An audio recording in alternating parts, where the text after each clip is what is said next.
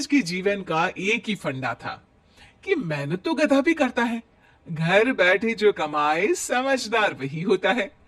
इसीलिए उसने कभी नौकरी ही नहीं ढूंढी।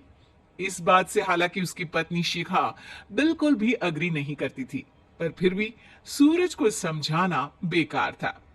टीवी में कैसे बनोगे करोड़पति का एड देखकर उसे लगा कि बस अब तो घर बैठे ही वो करोड़पति बन सकता है, और उसके पीछे उसने अपने सारे सोर्सेस एक्टिव कर दिए। 2 हफ्ते में उसके कलीग के साले के पड़ोसी के बेटे का सोर्स निकलता है जो कि उसे शो में पहुंचा सकता है, और सूरज उससे मिलने चला जाता है। अच्छा, तो हमें मुकेश जी बता रहे थे कि आप हमें शो में पहुंचा सकते हैं। हाँ, उसमें कोई तकलीफ नहीं है। मैं कल अगर कोशिश करूं तो इसी महीने में आपका नंबर आ जाएगा। अरे ये तो बहुत बढ़िया हो गया। अच्छा, वो सिलेबस और क्वेश्चन पेपर का कोई जुगाड़ है क्या? हैं? उसका तो कोई जुगाड़ नहीं है। तो वो वाकई में कुछ भी पूछ सकते हैं? हाँ, वो तो बच्चन जी पर है, जो पढ़ते हैं वो पूछ लेते हैं। पहली कोशिश फेल होने पर अब सूरज के सामने एक बहुत बड़ा सवाल था कि आखिर जवाब कहां से लाए। तब शिखा ने एक सजेशन दिया, क्यों ना सूरज अपने चचेरे भाई सुमित से मदद मांगे, जो कि यूपीएससी की तैयारी कर रहा था। हालांकि इतनी मेहनत करना सूरज को समझ में नहीं आता था, पर कोई और रास्ता ना मिलने पर वो आखिर सुमित से बात करता है। अरे सुमित, हमारा कैसे बनोगे करोड़पति के लिए सिलेक्शन होने वाला है। तुम हमें थोड़े चिट बनाने में मदद करोगे क्या? अरे भैया, चिट बनाए तो सालों हो गए, उसमें हमारा एक्सपर्टीज नहीं है। बल्कि आप बोलो तो हम आपकी पढ़ने में जरूर मदद कर सकते हैं। हट, कैसी अनाप शराब बातें कर रहा है तू।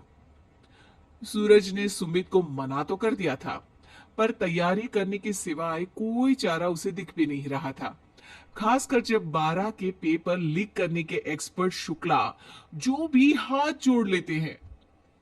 आखिर सूरज को सुमित के पास जाना ही पड़ा, और उसने सुमित और शिखा से वादा किया कि वो बहुत मेहनत करेगा।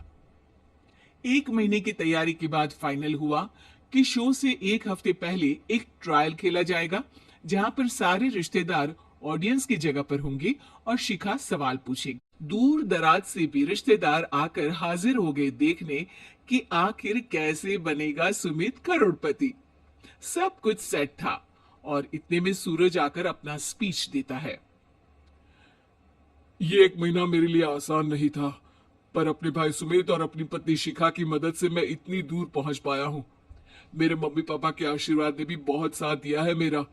मैं उम्मीद करता हूं कि आज के शो में आप लोगों को बहुत मजा आएगा। साक्षी पहला सवाल पूछती है, और पूरे कमरे में सन्नाटा छा जाता है। इंडिया में कितने स्टेट्स हैं? 3, सॉलिड, लिक्विड और गैस। अरे रुकिए, तो ऑप्शंस तो देने दीजिए। इतने में 5वीं कक्षा का चिंटू बोल उठता है। अरे क्या मामा, आप तो पहले सवाल पर ही आउट हो गए। अरे बेटा, पहला सवाल तो ट्रायल होता है ना। अरे तुम अब देखना। देखने जैसी बात तो थी ही। सूरज को इतना शांत किसी ने नहीं देखा था। कभी कभी तो लगता था मानो सूरज आंख खोलकर ही सो गया हो। मामा जल्दी करो प्लीज, कल सुबह पनवेल भी तो निकलना है। अरे हट, कंसंट्रेट करने दे मुझे। 3 सवाल में 3 लाइफलाइन खत्म हो चुकी थी, और अब चौथे सवाल पर भी सूरज का मौन नहीं टूटा। पर सूरज अभी भी हार मानने को तैयार नहीं था। उधर हर कोई सूरज को छोड़ सुमित को देख रहे थे। आखिर सुमित ने ही तो पढ़ाया था सूरज को। गजब बेइज्जती है यार। अरे बेटा, तो बाप का, दादा का, भाई का, सबका नाम बुड़वाएगा। अरे 3 3 लाइफलाइन ले ली तो भी तेरा कुछ नहीं होना है। अरे कोई इतनी बात करता है क्या शो पर?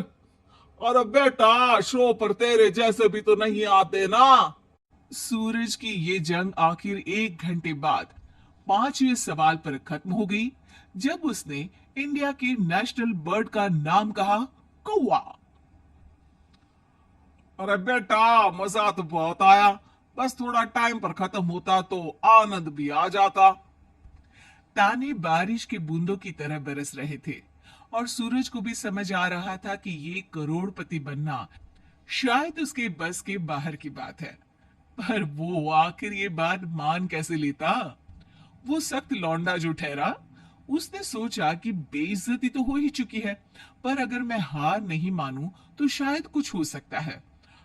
शिखा, तुम देखना, असली शो में आग लगा दूंगा, आग। करोड़पति बनूंगा मैं, हाँ। सब्जियां खत्म हो गई है घर पे, ले आओ। पहले पति बन जाओ, फिर करोड़पति बनना। अरे गजब बेइज्जती है यार। बेटा, अभी तो घर पर ही हुई है, एक हफ्ते में तो तुम देश के सामने करवा कर आओगे। वैसे जब टीवी पर जाओ